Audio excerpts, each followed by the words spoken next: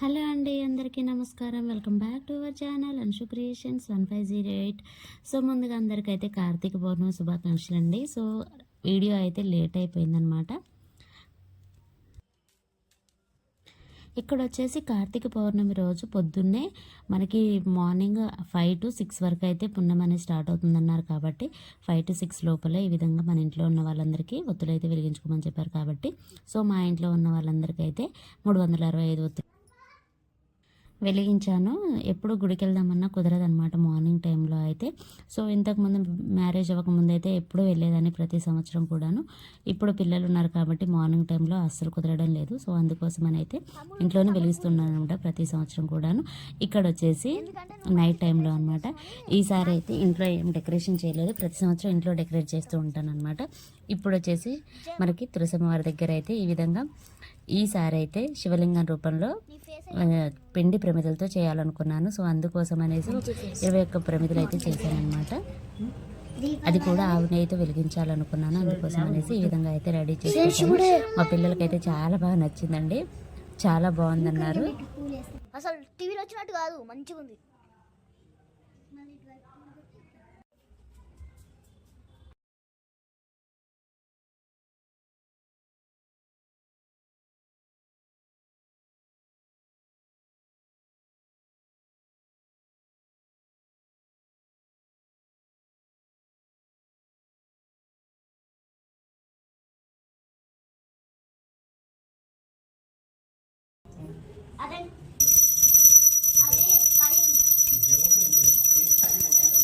నాకు కూడా చాలా బాగా నచ్చింది, మంచిగా అనిపించింది ఈసారి అయితే.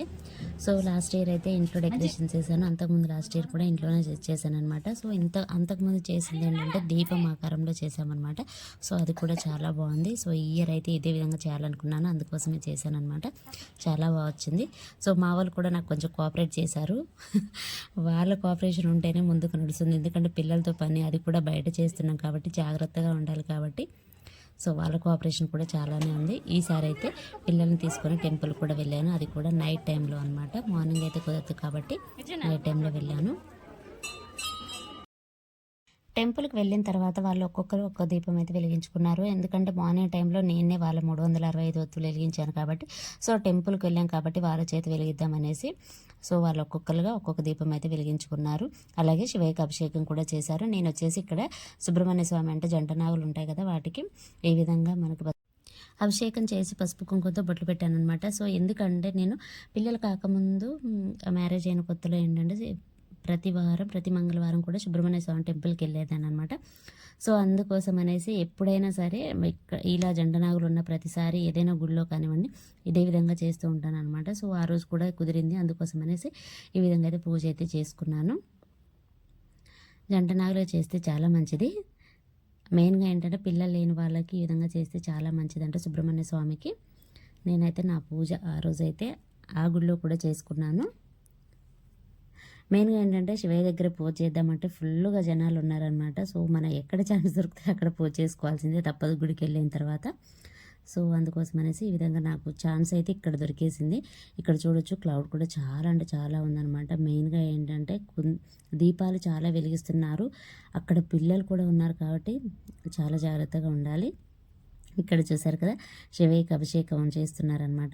మేమైతే ఫైనల్గా పూజ కంప్లీట్ చేసేసుకొని ప్రసాదాలు అవి తినేసి బయటకైతే వచ్చాము. ఇక్కడ వచ్చేసరికి ఆవు ఉందనమాట, మా వాళ్ళు ఆవు కూడా దండం పెట్టుకున్నారు. చాలా బాగా అనిపించిందండి. కార్తీక పౌర్ణమి అయితే చాలా బాగా కంప్లీట్ అయిపోయింది. మరొకసారి మీ అందరికీ కార్తీక పౌర్ణమి శుభాకాంక్షలు. మీ అందరితో పాటు మా మీద కూడా శివయ్య ఆశీస్సులు.